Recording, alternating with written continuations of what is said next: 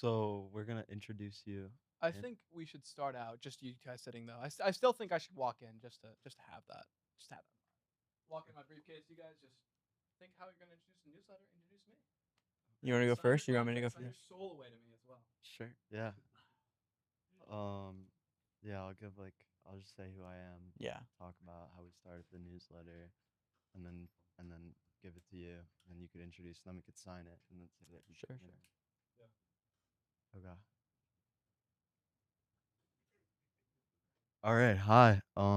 This is our podcast for the Tech and Business newsletter.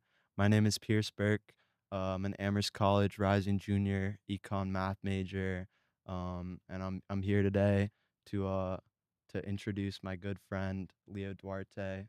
Peter, if you want to take it away. Yeah, so I'm Peter Monti. I'm currently studying at NYU Stern School of Business. I'm also writing for Tech and Business that's launching or launched, doing the equity research reports. It's great stuff. Really, really passionate about it.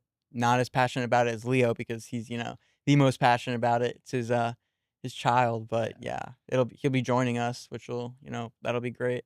And we have some very robust contracts in front of us that we're ready to sign about our participation in this entire podcast. So if we could just sign our papers.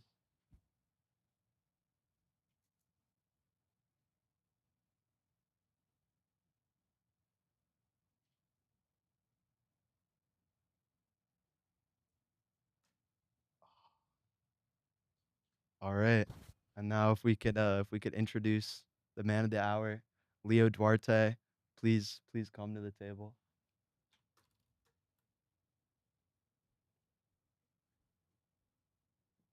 Got a nice studio, guys. No place I'd rather share. Here's how are you? Doing Nice to well. see you, Doing man. well. Nice to share this spot with you, Peter. Yeah, you too, Doing Leo. well. Doing great. I'm doing great, Yeah, man. that's good. Excited for this. Hopefully, you guys have prepared some great questions for me. I really want to, get to the bottom of everything, introduce myself, make sure people know who I am and know what I'm about. I am Leo Duarte. I am the president and founder of Buffalo Web Products. We've been running for 9 months, going on 10.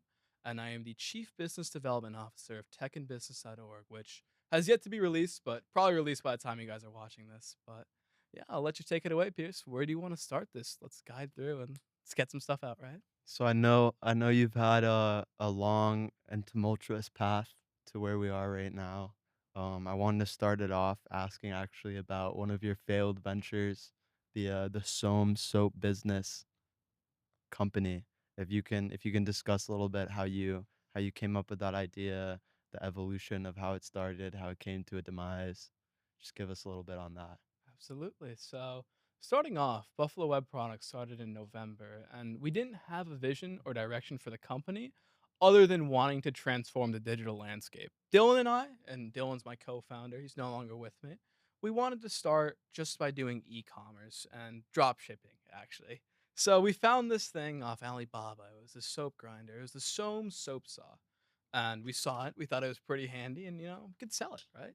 So we started selling the saw, and we made this website. It was made on Replo, if any of you guys know what that is. And we wanted to just like sell it for 30 bucks, bundle it with some soap, and just make it fucking great, man. Like I thought people would buy this. It's this crazy looking futuristic, soap grinder, and it's really useful. It gets the triclosan out of your hands. It's really convenient. It looks clean, and I honestly thought that we had something going. So, come November, December, January, I'm spending my entire time working on this.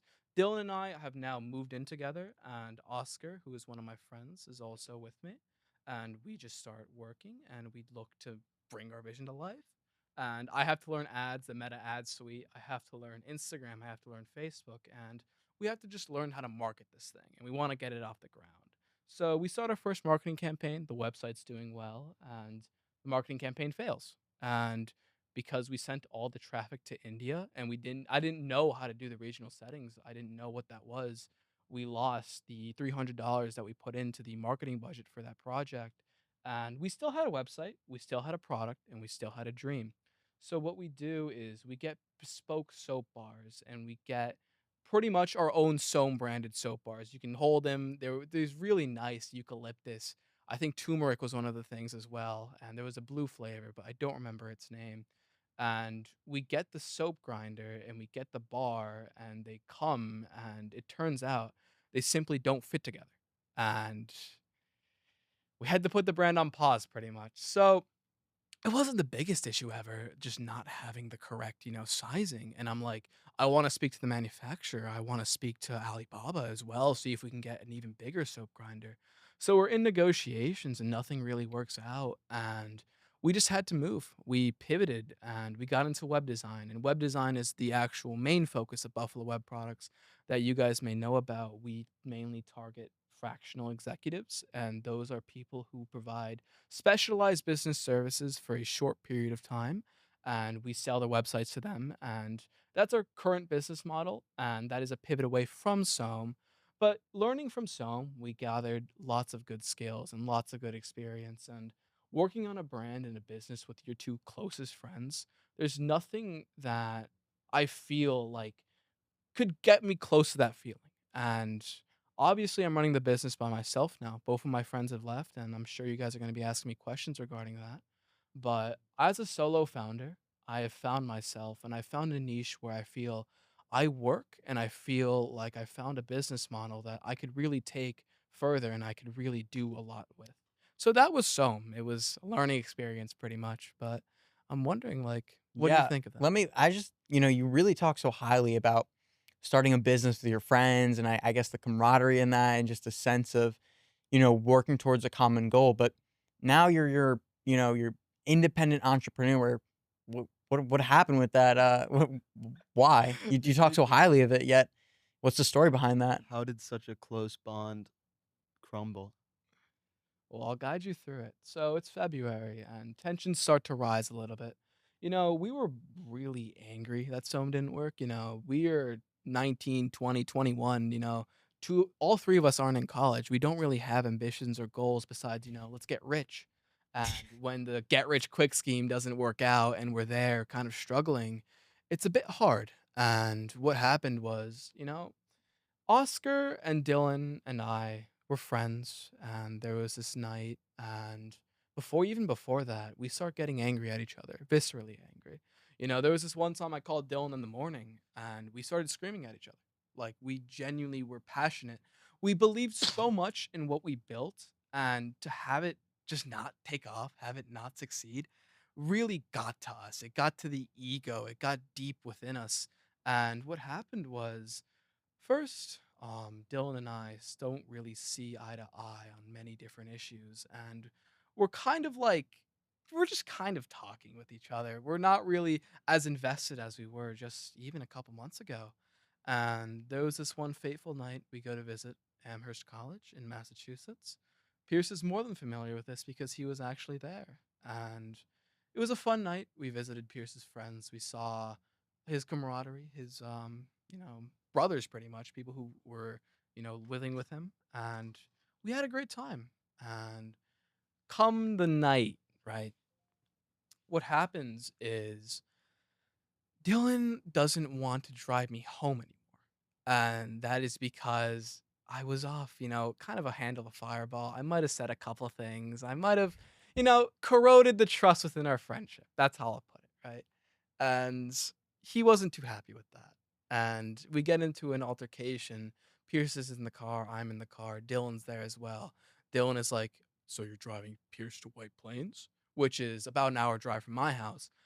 I was taken aback. I was kind of shocked. I was like, I could depend on this guy to drive my other friend home because, I'm blacked out. I'm not really doing too well. If you remember the car ride home, I was saying a couple things, I probably shouldn't have said. And we end up getting into a dispute. And the night after, the day after, he sends me a text. I am, after great consideration, I am permanently resigning from Buffalo Web Products. And I was taken aback. I was pretty shocked. 15 minutes later, Oscar sends me a message and he believes that just for business, he's going to leave the company and he's going to go his own way. Well, originally, lots of emotion. And I was genuinely, there was a fire within my heart that sparked with that night. And I saw my two closest friends in a venture that I'd fully believed we were all 100% all in on, start to crumble and start to come away from me. And it was a lot emotionally to take, and it was a lot to just process. I had to take a lot of time alone. I was with my brother actually. I wrote about him in my journey in the article I wrote, and he was there. He gave me a lot of good support, and I definitely couldn't have made it without him. I was in a very dark place mentally and a very dark place emotionally, and I didn't really know what my next steps were. It was very hazy. It was very cloudy. It was like, Soam is kind of dead in the water. I haven't gotten any clients. I haven't made any money. I have spent all of the money that I had made from my job at Hilton, every single dime I'd already gone in. I had no rebound. I have no rich parents. I was applying for loans. I was getting credit cards. I was not getting accepted for the loans or Wow. the credit cards, and it actually came down to it where for the first time in my pretty much my entire life, I had to ask my dad for some money, and which goes against a lot of my character. It's something that was very hard for me to do. I recognize the privilege that I had that I was even able to ask him. It was $800 I asked him for, and that's all I really had, all I really needed. I was like, if you could believe in me that this is what I could do with my life, that this is what I was meant for in my life, that I could really make this work, this is all I'll need. Because ultimately I can make a profit from that. Leo, It let me cut you off. I just, absolutely. I in my opinion, this is kind of pressing. I think that people really want to know this. You're talking about, breaking up with your partner Dylan, right? And I guess part of the reason is, don't you think that's your fault in part because you're out here, saying stuff you really shouldn't be when you're drunk, you're under the influence, right? That's I like I the mean, wording of that question. it's But like right. I mean, I I blame wasn't there that night, but that's what it sounds like is Conveniently kinda brushed over some things, yeah, I like, mean, you're specifically leaving the out details details. around the well, lawyers, the litigation, Exa the yeah, and of messy course. I mean, fallout. it's I love these questions. I I know it's love these but I'm just questions. saying you're kind of painting a picture where I you're don't putting it on your partner's fault when in reality it's take responsibility for what happened. I'm not going to run away from the fact that perhaps I wasn't in the proper state of mind, but I also feel like it was a severe overreaction, and it ultimately put me in a worse place than where he was. His worst outcome was potentially hearing some emotionally damaging things that night, and my worst outcome was I was strung along with no cash, no money, no actual grounded future, and nothing but a huge risk to take.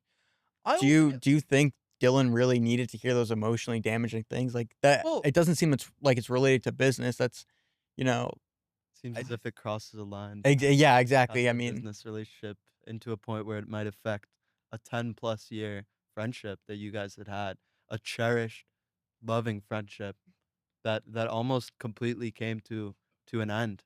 And for the foreseeable future, for about 2 months after that, you guys weren't speaking. I know lawyers had gotten involved. There was a lot of discussion about Dylan being screwed over in some way, not being paid back from debts that you had owed to him. And yet, for some reason, you seem to be painting yourself in an overly favorable light, portraying yourself in an inaccurate manner in this interview. And I would like some truth. I think the people would like some truth. well, I think I am giving you what's close to the truth. I think I was in a dark spot emotionally, and I do believe that Dylan overreacted. I'm gonna take responsibility for what I said, obviously, I don't think anyone wants to hear stuff like that. But like when there's business on the line and when there's friendship, you need to learn to take a separating factor within those two. And you mentioned my legal troubles as well, and I'm more than happy to open up the fact that after the fact, and after the dispute, Dylan used the opportunity to try and ruin my life professionally and legally within the court system. He had a legion of lawyers from his dad's company that provided him. He met with around 30 lawyers from the state of New York. I had only had the funds to meet with one. There was a lot of emotional tension, I think, that happened there, and, like, obviously, you are completely on the spot with the emotional bond. I think we are friends with 10 plus years, and we were able to walk across that. We were able to overcome that, and I think that speaks a lot to the depth of our friendship and to who we are as people, that we were able to go from such a situation where we were pretty much going to kill each other, and legally, emotionally, mentally, even physically. I feel like he had some thoughts regarding that. But I certainly do believe that like we were able to walk and we were able to have something greater. And I'm very happy that everything ended up the way it did. After 2 months after, I get emails from him. We start exchanging emails, and I decide that it's best just to put this all past us, and we meet. And it was a very fateful meeting. I was on my porch. He was at his room, and I tell him I'm very sorry. I apologize truly, deeply, and emotionally, genuinely For the for no everything. compete clause that you Oh, tried to put him through? You tried to that's stop him entirely from contributing to other businesses related to the region for months afterwards. Put How is your he own best friend with a no compete clause. how is he supposed to, like, provide for himself if he can't even, work in a business that he has so much experience and so much knowledge in? Do you think that's, like, very fair? And I think it was more than fair. A no compete clause was standard, and it was what was recommended to me by my lawyer. And we eventually ended up not going forward for no complete clause. I was more so worried that he was the main manager of client relationships at the firm, and I was worried that because he was so close with these clients that now I'm in a position where this guy could genuinely take all of my clients. He would be willing to work for free simply to screw me over, and I thought it was more than fair. And luckily, nothing ended up happening. Nothing ended up coming out of that besides a strengthened relationship in a way where both of us parted ways, both of us have our own separate ventures, and we're both emotionally happy and happy with each other. just kinda on that note with Buffalo Web Products, you failed with your soap business. What makes you think you're gonna succeed, or really what's gonna keep you going and differentiate yourself compared to other web designers? Like, I feel like this space is oversaturated, everyone's doing it, and, like, why do you think you're gonna succeed with Buffalo Web Products compared to, soap? The biggest differentiator that that had occurred between now and then was I had found mentors and I had found people willing to guide me under their wing, actually learn business a bit more in depth. You can only do so much in 2 months. It's 9 months now. I have my coach, Diego Barrera, and we had a series of very fruitful and prosperous meetings where he looked at every single part of my business. He told me, this is what's working, this is what's not working. And the biggest thing that came to that was we found my offer, and that's a 2950 30-day website build that we currently offer. And we found a niche. We were just spitballing. We saw different people who needed websites, maybe an accounting firm, maybe a landscaper or a plumber. And a trend that's going on right now that people in the business world are fully connected and familiar with is the trend of fractional business owners, and we decided that it would be best that we sell to these fractional business owners. It was a strong niche, a growing niche, and these are people who have the funds, who have the money, and who could buy websites and who want to look professional. Who we said that we had many people, like there was this one person I cannot name, and his website was made on WordPress. It was very ugly, and we changed his life and we changed his website pretty much. So that's the thing is like a big thing of the company is we see websites as digital real estate. It's a very foundational belief that we have that your website is the front end to all of your customers. Kids nowadays, they look at your website. It's just common practice. And having that, and obviously oversaturated, as you mentioned, there's a lot of designers out there. There's a lot of people who would do it for cheaper. There's people who will do it better. I'm not going to say I'm the best. I'm a 20-year-old, you know, running a Mm. company that does great work, but there's 30-year plus vets that I have to compete with. And ultimately, the biggest thing that we did to differentiate ourselves was finding our niche and finding the people who were actually hungry for the websites, hungry for what we sell, the hot dog stand that is at the stadium sells more than the hot dog stand in the middle of the field, and it's getting to that stadium that's what we were looking to do with what we had.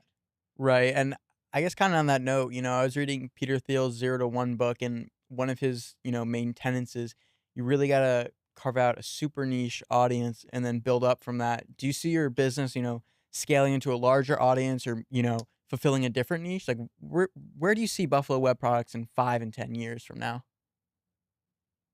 I have a very grand vision for what I can do and what my capabilities are and how I can lead a team and how I can offer things.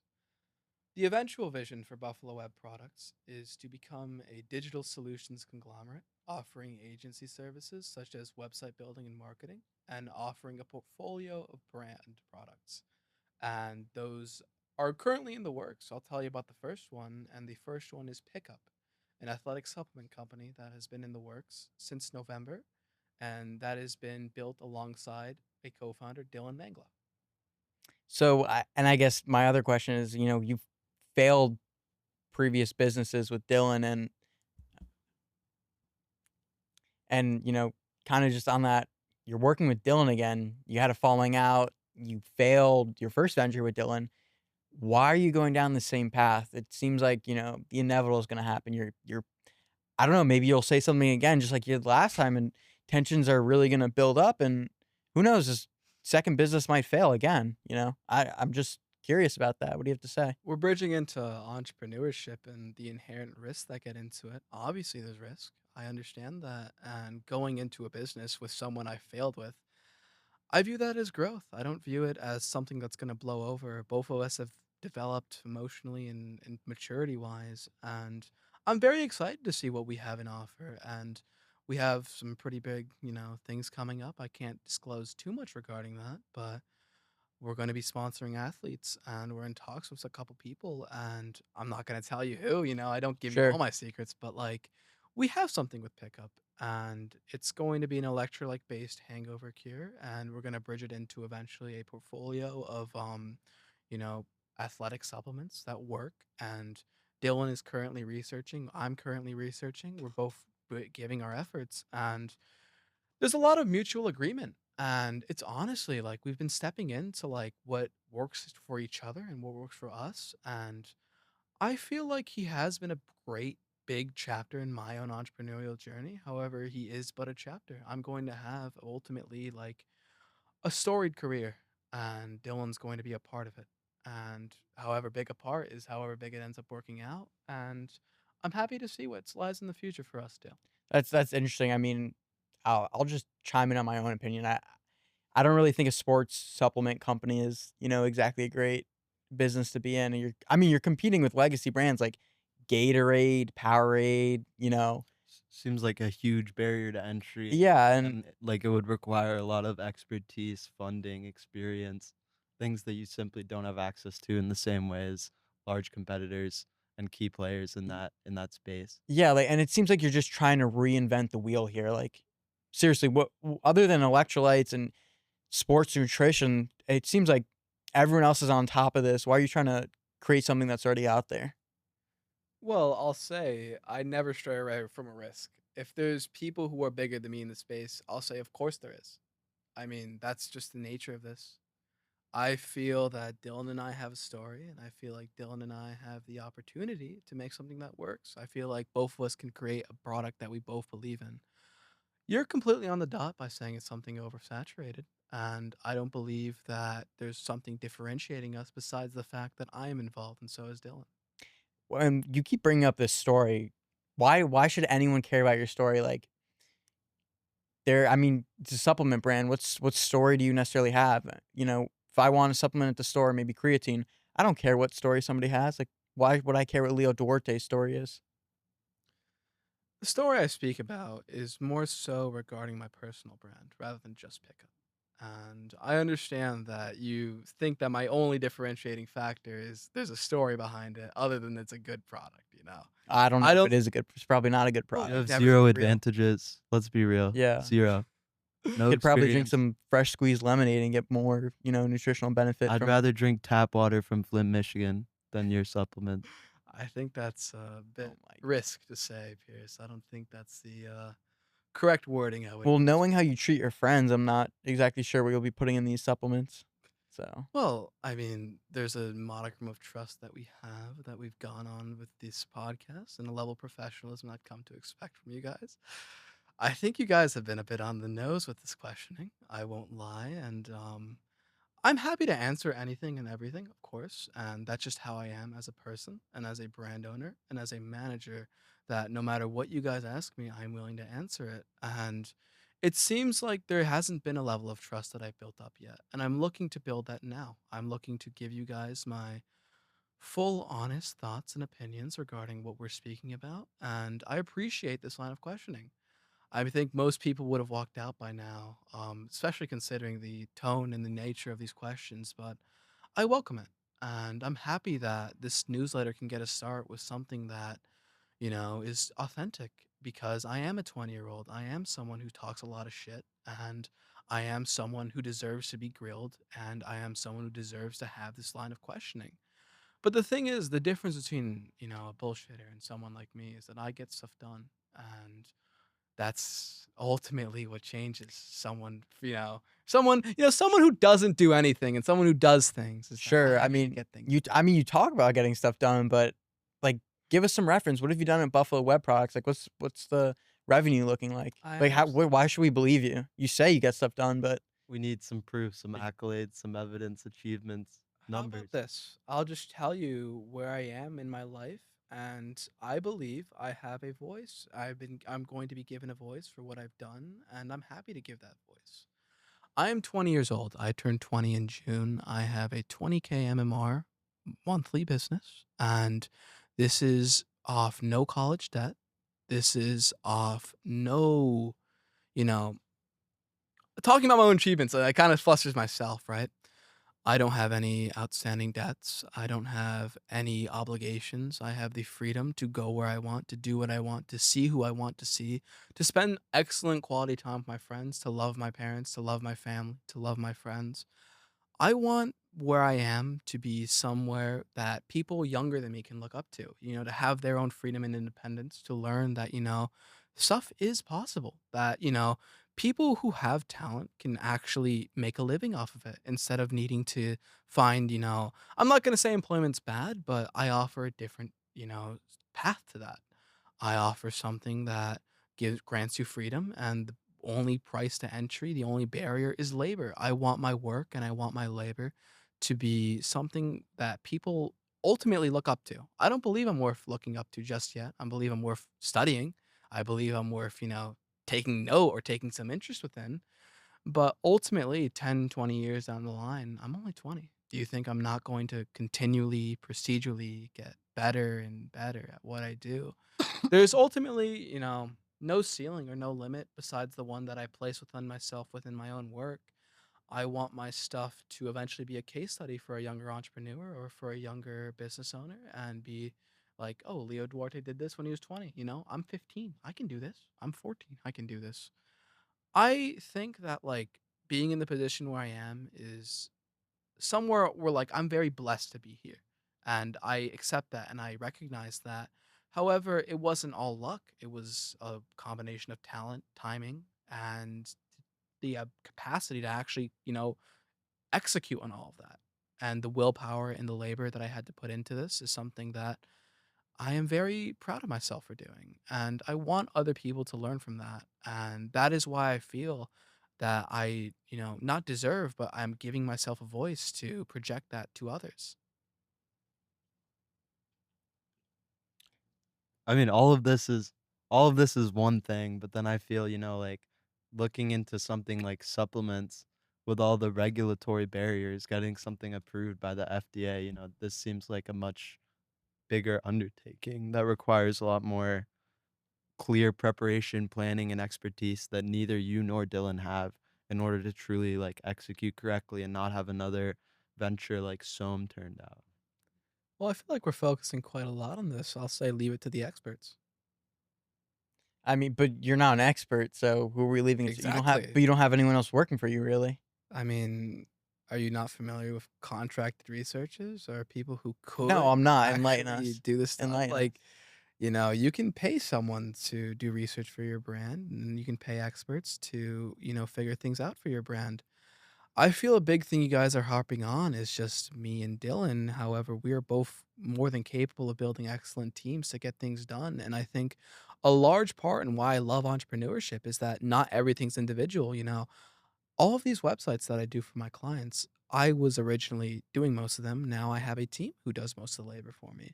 And I think that's a beautiful thing that I can employ people, that I can give people contracted jobs and contracted works. They're not employees, they're independent contractors, and they work for me, and we have lots of respect between us too. But I certainly think, you guys, might not have the most, let's say, viable opinions on these things because you've never actually ran a business for yourselves. But I welcome the perspective. I welcome your guys' interest in all of this. Well, I mean, from my perspective, you talk about running a business, but I don't know. To me, it seems like you prove your own point. Your first business venture failed. That was the willingness to pay in the soap market is very low. People don't care about what soap they have, whether it's Irish Spring or that soft soap or whatever. And to me, it's same thing with the electrolytes and health supplements. I don't think the willingness to pay is there either. To me, it seems like you're gonna have a repeat of that same failed venture with soap with the health supplements. I don't see it working out. And in my opinion, health supplements, it's an even higher barrier, to jump over than soap. And to put such, like, unfounded significance in the fact that for some reason customers would value a relationship-based type of value that they do in a space similar to Buffalo Web Products with website making, and the fact that you think that that would transfer over to something like supplements, in which is I think extremely Logan Paul important and to have Prime is faith. a very important case study in how people can build trust with their audience before a product is released. Well, I mean, wouldn't you say Logan Paul's violated a lot of that trust? He's very I think controversial. Prime is a very successful brand, and I'm a big follower of Logan Paul, very big fan of what he does. I'll mention Mr. Beast as well and Feastables. You're gonna let's take it a look from your perspective Sure. because it seems like you guys aren't as open to grander I ideas and think we're just perhaps being not realistic well, here. yeah, you're I think perhaps you're not hyping as it up ambitious. with your own self. Like there's nothing else behind this except for you. It's just I don't know. To me, it doesn't And really add up. Doesn't make sense. Let's be real. well, I'm not sure you're the best person to trust on that. Well, for Like, some reason, success will be realized off the backs of 2 people with no prior experience, minimal understanding, expertise, ability, advantages in an industry, as Peter had said, that has kind of an exceptionally higher barrier to entry, regulatory requirements than something like soap even, which had failed. And yet you're gonna expect that on the basis of both of you individually, this company will just materialize, this will be a successful venture. It simply doesn't seem feasible or realistic. I think Pickup is a personal brand more than it will be a company brand. And that goes to demonstrate that I'm going to be building this off of my back and Dylan's back as well. I appreciate your guys' concerns, of course. And, you're looking out for a friend here. You're not really, trying to put me down. However, I welcome challenge. And I think nothing is really impossible if my mind is put to it. And I believe that when this does come out and when we further plans for this, this is still a very early stage brand and we're open and we're still malleable and we'll see how it develops and how everything works out. I don't believe it's worth deliberating too much or trying to predict the future or trying to, like put that brand down before any marketing or any mention of it has ever happened. This is the first official mention of it in any sort of press. So you guys got a little inside scoop. I'm happy you guys got that. But regarding the trust and regarding your guys' doubt of my own brands, I'll say you can always leave your emotions to yourself. And, if it fails, it fails. I'm the one who takes the burden, and I don't believe it will. I mean, we could circle back to this in like a year or 2 years, and we'll still not see your supplements on the shelves of any store. That is a certain possibility. I That don't is think certainly platitudes possible. will save you. I I think that is certainly don't you possible. think you're just wasting time and money on something that's not, it's not really attainable? Why not just focus all of your time and money into Buffalo Web products? Do something that actually, is going to provide a good return for you. I do focus on Buffalo Web products, and I believe that my ability to focus on multiple running projects and to handle them to a level that I am happy with and to a standard that I'm happy with speaks to my own talent as an entrepreneur and where I have really trailblazed for my own self, right? This newsletter is a second venture outside of Buffalo Web Products. I think you guys working alongside it have seen the care, passion, and effort that all of us have put into it.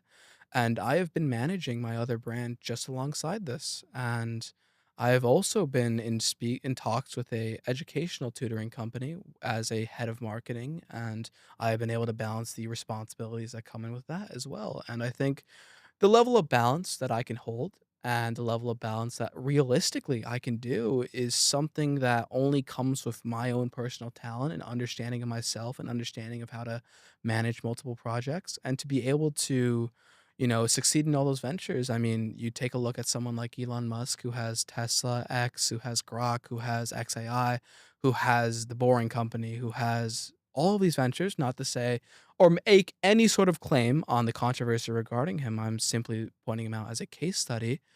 You can have an entrepreneur who has multiple ventures, even Peter Thiel, even Zuckerberg, I can do something to a level that they are both happy with. So I think that's more than possible, and I'm happy that entrepreneurship as a field exists to where I can have multiple ventures or multiple initiatives and run them both and run them all and manage them. The challenges that come with managing a brand and managing a product are the challenges that come with those.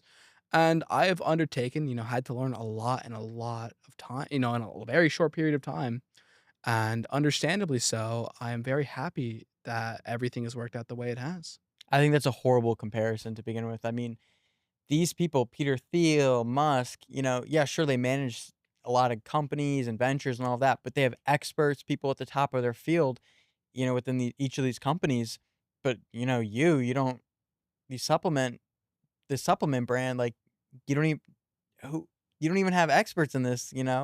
Like Well, how do do you you how know do you we don't expect have us to? experts in this? Well, you just told me you don't. It's just you and Dylan. I don't think either of you have a sports nutrition degree, Well, so I I mean, don't. we have sports nutritionists willing to work with us, and we do have experts who are involved with the brand. I feel like perhaps it's a fallacy of expertise that you were appealing to, where you don't believe that someone like Dylan and I could potentially build a brand like this. I mean, I understand where you're coming from, and I understand the doubt, perhaps a projection of your own self doubt that you wouldn't be able to run a company like this. But ultimately, Dylan and I are going to face those challenges as we come to them. And if we succeed, we succeed. If we fail, we fail. And mentioning Peter Thiel and people who I look up to in the entrepreneurship realm, I don't view it as an issue to paint myself within the same picture as them if I do truly believe that I will succeed and reach the same levels as they have. And perhaps it is overly ambitious. Perhaps it is something where I'm like, Leo, you're giving yourself too much credit or, you're going out too wildly. But I feel like being able to do that and just doing that speaks to myself and it speaks to Dylan as entrepreneurs and as brand owners. I mean, that's just pure crazy. It seems like you're posing for all these pictures when you haven't even ran the race, like you haven't even completed it. Well, I feel like I have ran the race I comparatively to most disagree. people. I mean, most people don't have a business.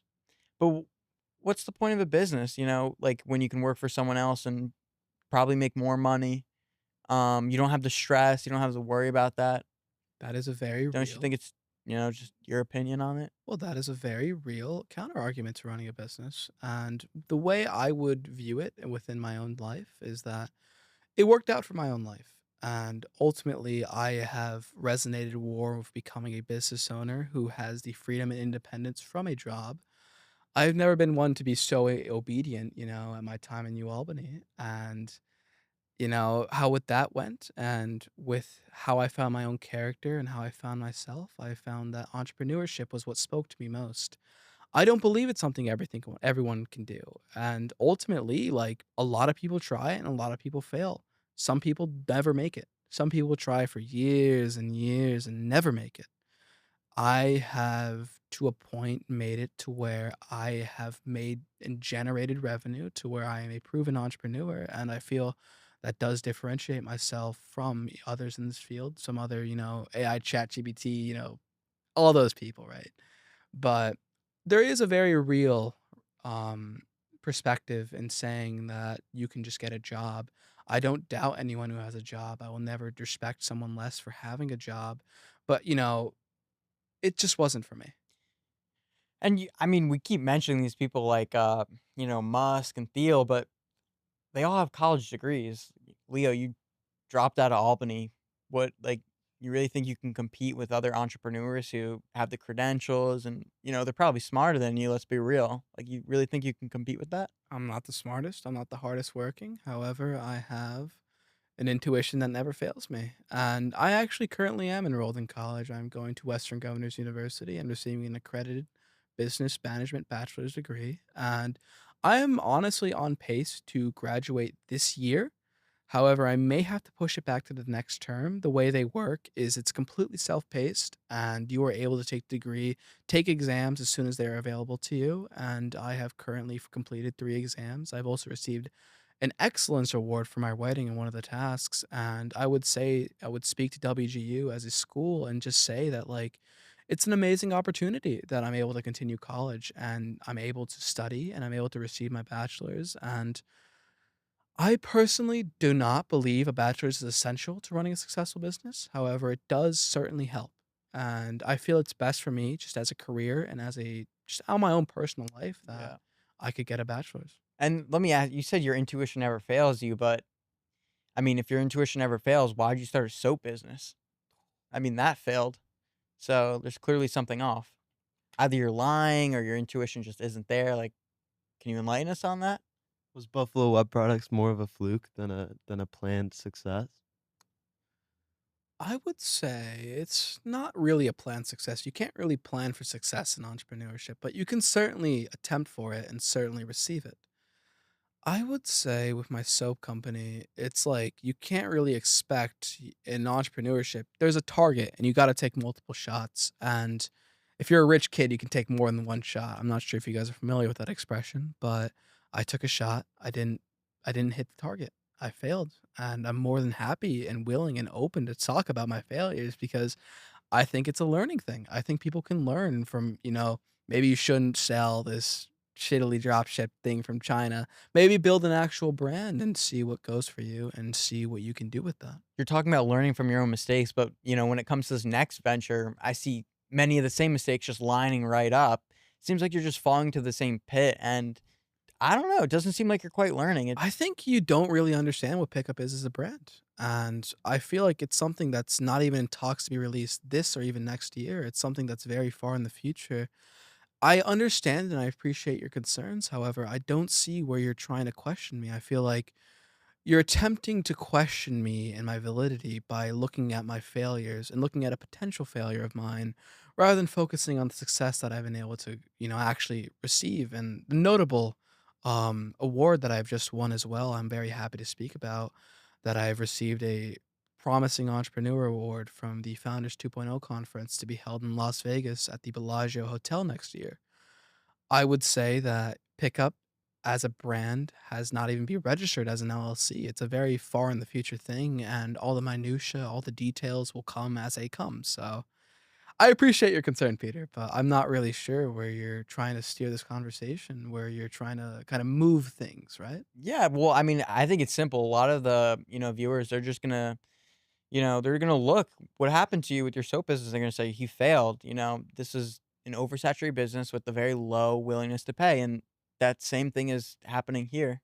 So, I mean, to be honest, it just seems like you're too stubborn for no reason, and I you're overconfident. I mean, they're overconfident for no reason. You don't really have anything to Well, back of you course up. I'm confident. Of course I'm confident. It Yeah, comes with everyone's you got to be have to be confident, but confident.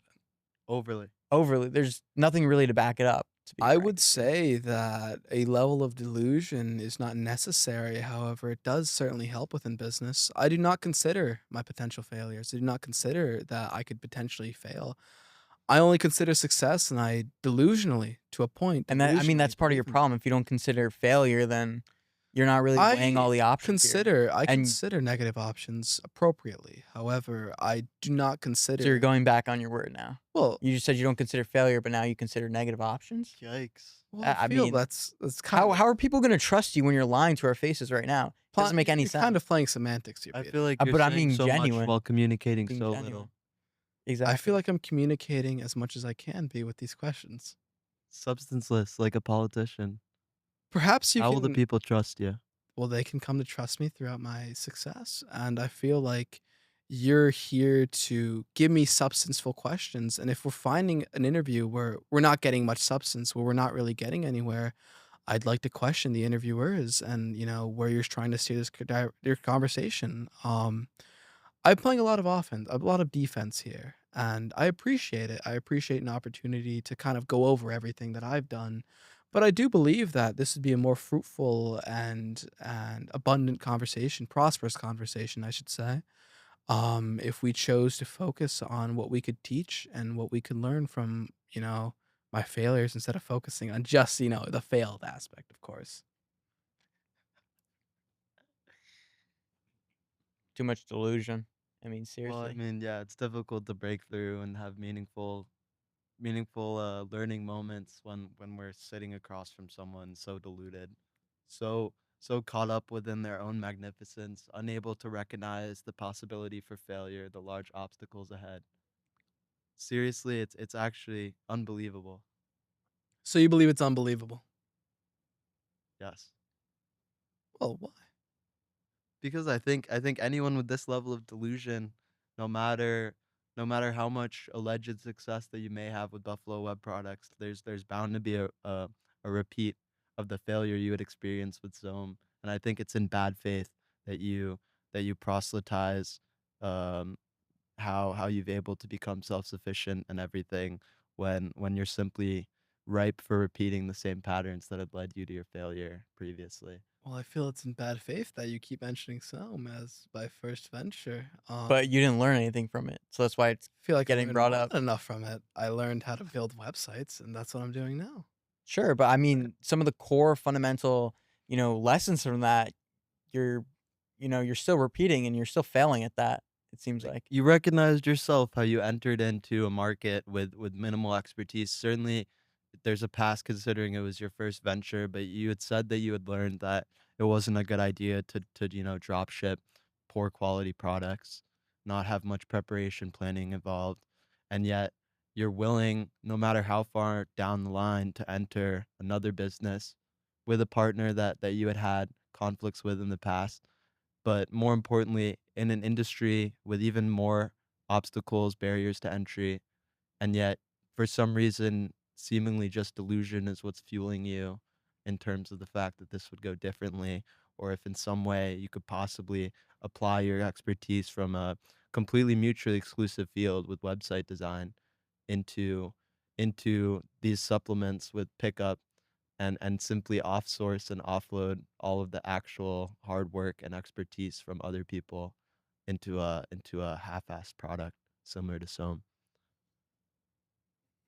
Well, I feel again this is in quite a bit bad faith. You're speaking about a product that not only you're not inside of, you're also set for launch like in a year and a half, 2 years. There's a lot of different things that we're doing and a lot of different ways we're approaching this. But one thing I'm not a big fan of is how you're trying to portray me as delusional and as, I mean, you oh, are. well, I I am don't think we're delusional. portraying you anyway, you're Well, telling you us you have to our very face. colorful descriptions of who I am as a person. I'd say accurate, not really colorful. Certainly accurate. Yeah.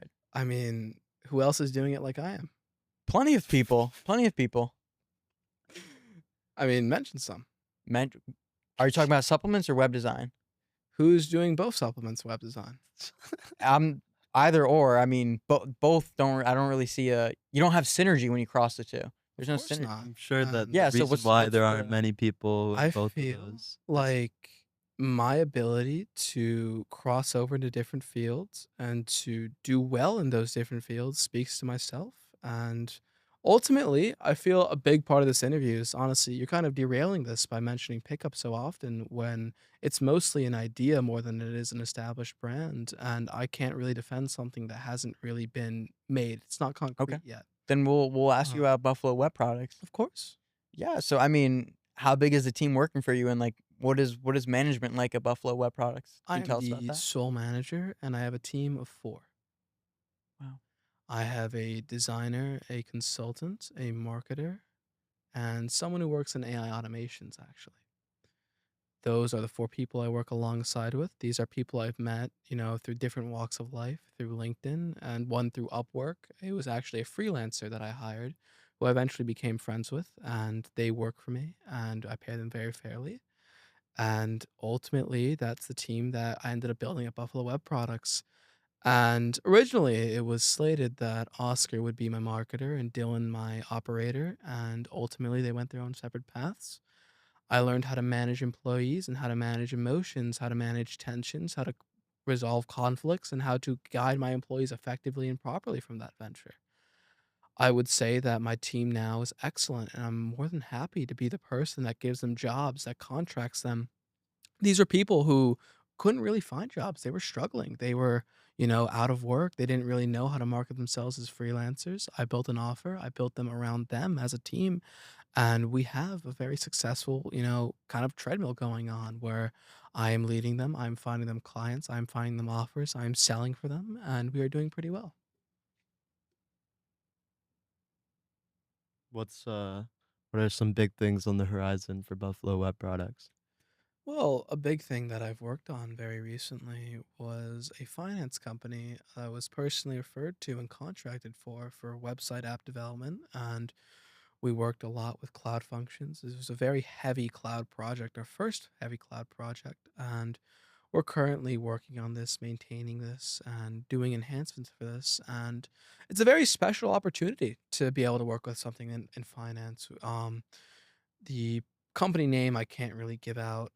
There's still a bit of shaky legal things regarding that, Sure. but it's a very exciting opportunity, and we have a couple of prospective clients that I'm speaking to, and I can't spill too many details, of course. I'd love to spill the beans, but one of our prospective clients is an accounting firm that we've been in talks with, and we're looking to build their websites as a fractional accounting, and they lease out accountants for, of course, the right price. And we've been building their website, and we're looking to get this out sometime within the next couple months.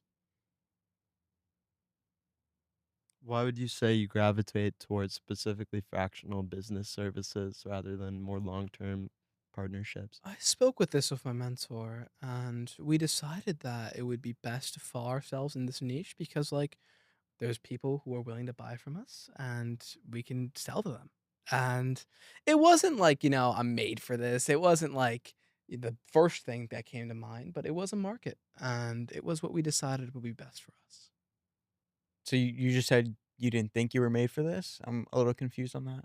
Where you trying to go with that? What does that Well, mean? I mean, I think you are misunderstanding what I meant for that. Okay, so explain it. I don't mean that it is my life's calling to build websites for fractional executives. However, I feel that it is a very strong niche that I could sell myself within.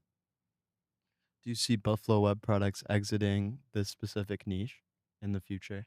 I do believe we will. And as the president of Buffalo Web Products, I'm responsible for a lot of it. And I'm responsible for the direction and the vision and the strategic vision of the company. I believe that fractional executives is a lever that we're pulling for the early stages, mid stages of this company. And as we grow, we're going to be doing more broad and generalized enterprise clients and people who have the correct, pricing for this.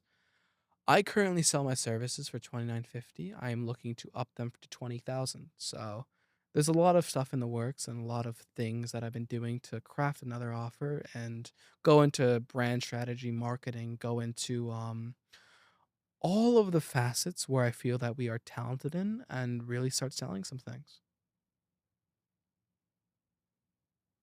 Excellent. I mean, I think that's a great strategy. A lot better than, some of the other stuff you've been saying. Oh yeah, you're kind of acting like pickup is like my main thing. It's one of the very many things I work on. I mean, you talk so highly of it, of course I'm gonna bring it up, I speak highly of all of my brands. Sure, I mean, that's Perhaps correct. to a fault. Perhaps to a fault. And Yeah. ultimately, as an entrepreneur, I have to recognize that I place the weight of every risk, of every brand, of every story, of every single client facing interaction within myself. And the team I've built, we're a team of killers. And I think that I've built a great system of SOPs where we understand how to react to clients. And if there's potential snafus or potential issues that come with it, that we have a bar of excellence that we like to reach. And that's what I've tried to do within myself. Do you think you have too much confidence? Do you think confidence could ever, hurt you in a way? Fuck no, I think I have just enough confidence. I disagree. I think you're too cocky. I mean, it's I'm it's 20 coming years off as old in the city disingenuous, being quite frankly. interviewed by two of my closest friends. Of course, I'm going to be a little confident, Peter. A little It it's does not a come little off as confident, chief. disingenuous. It may come It off as seems arrogant, quite delusional, quite Yeah. may blind to come any off of as your real egotistical, weaknesses. but it's what works. I don't know if it works, quite frankly, because, it didn't work with your first venture, and it's probably not gonna work with, this next thing that you're Didn't work talking with about. the first one, of course, because I've learned from it. You No, you Have you clearly though? haven't, though. Have You're you talking really? about That I've learned from it. I have got on for around 30 minutes telling you just how much I have learned from it. But not really. I mean, you're gonna fall in the same pitfalls that you did You're last time. assuming I'm going to be falling in the same pitfall. Not However, there's assuming, I nothing to know it. I you're know it. simply extrapolating old data and assuming that my new venture is gonna fail. I am using old data. That's because that's how the future is gonna be predicted with, is It's your old past data, failure. and it doesn't account for the fact that I've grown as a person, as a business owner, as an entrepreneur within these last couple of months. And you're proving my exact point. You're too cocky. You think you know everything, but you I don't clearly think I haven't know learned enough. everything. I think that's very disingenuous. Disingenuous. You're the one who's coming off as Well, disingenuous. yeah, but you say I think I know everything. That's a pretty You just bold said you claim. did, though. No, I don't. I don't know it all. I don't know everything. I am, someone like me can't know everything. I'm a 20-year-old guy. I can't know everything, but I do know what I do know, and I do have the ability to research and to learn and to deeply and critically learn very quickly and very rapidly. I think you have issues recognizing what you don't know. Perhaps I do. So you're gonna do anything about it? I mean, is I do a lot of inner work, a lot of inner emotional work, and I feel like it's been very fruitful for me. And I have been medicated for what I need to be, and I find that I understand myself and I understand how I can continue. And I've been at rock bottom. I've driven Uber. I had to drive Uber after Dylan left to make ends meet and to pay my rent, to pay off, living expenses, to buy food. I've been down there, and I think that I've only proven myself as someone who's able to get out of pitfalls, as someone who's able to learn from themselves, and someone who's able to perform at that. I mean, in my opinion, I feel like there's nothing else I can add of value here because you're just saying, you're gonna get out of pitfalls, but in my opinion, you're not. And quite frankly, it's just frustrating to hear this. And I don't. I might as well just leave at this point. Like, there's. I'm just going in circles with you. Doesn't Perhaps you seem like you're should. learning. Oh, Yeah, I mean, I might as well. I mean, well, the door is yeah, I yours, mean, I'll Peter. I'll get out of here. I don't really care. Phone. Just I can't believe it. I can't believe for some reason you think through numerology and esoteric teachings, you're going to somehow ameliorate these clear character flaws that you possess. That somehow you're not going to repeat your failures of the past. And it seems as if this brashness, this egotistical nature will be the underpinnings of your demise. That's a lot to say, Pierce. And when I looked across the table and your mother's eyes, telling her that I'd given you such a grand opportunity, I could have never thought that this is the way you would choose to approach everything. I understand, Pierce, and I see what you're trying to say here. You leaked a bit too much with what you said, but, why don't we continue this interview with this 3 minutes left? Ask me anything. I'm curious. I'm curious what do you think makes you any different than any of these other 20-year-olds, in crypto and shady industries, saying the same exact things, kind of extolling their virtues with little to no realism, practicality in the way that they're executing their business. It seems as if you're another one of them, a flash in the pan, waiting. Everyone is waiting on the downfall. There he goes. Only time will tell if I'm a flash in the pan. And ultimately, it's up to you to predict if stuff's going to go well or stuff's going to go poorly for me. And, I'm doing everything in my willpower and my ability to make sure things go well. And ultimately, like, stuff will go the way it goes. And I understand that. And I remain detached from the outcome. I simply don't understand where, the person I had known, 10 plus years ago, it wasn't a Machiavellian demon, a monster. And you've simply turned into a solely profit motivated, delusional, self-absorbed, narcissistic sociopath.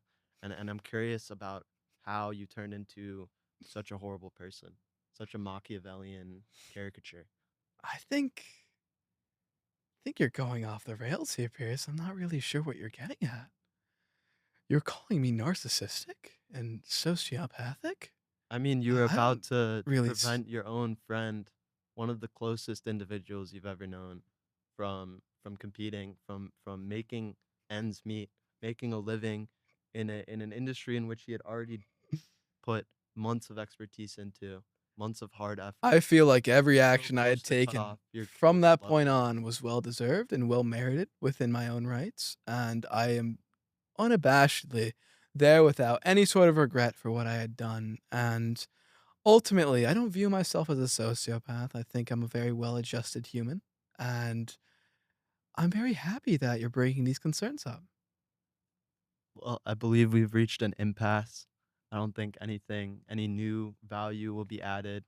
I would shake your hand, but I think you're simply a I don't know if you slimy deserve my individual. handshake, Pierce. You're a slimy individual, and I would not want that stink upon me of such a morally corrupt individual.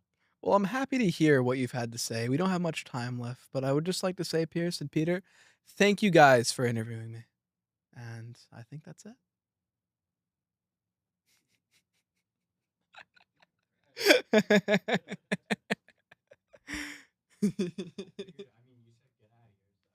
I think that was great, man. I think that was everything.